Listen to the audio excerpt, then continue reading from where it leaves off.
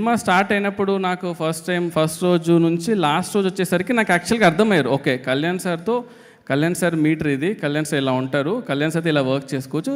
Actually very very very very easiest person to work in the world అనిపించింది నాకు.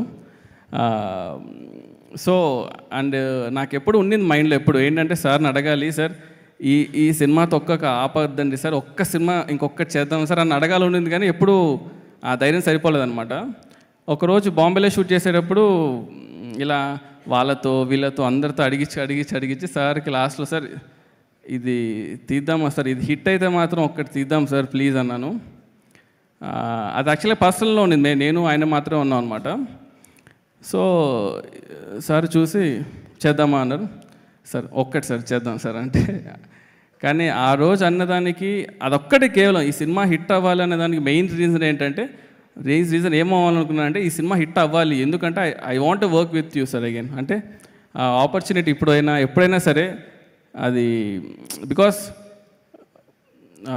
As a ఫ్యాన్గా బయట నుంచి చూస్తున్నప్పుడు ఓకే సార్తో ఇలా తీయాలని ఒక క్లారిటీ ఉంటుంది, కానీ వర్క్ చేసేటప్పుడు ఏదైతే ఫీల్ ఉంటుందో అది మనకి ఇంకో అవకాశం వచ్చినప్పుడు మనకు ఆ ఫీల్ ఎలా ఉంటుందని నాకు పర్సనల్గా తెలుసు. కాబట్టి ఓజీ యూనివర్స్ అని మీ నోట్లో నుంచి విన్నాను కాబట్టి ఐ థింక్ అది చేస్తే మాత్రం ఇట్ విల్ బీ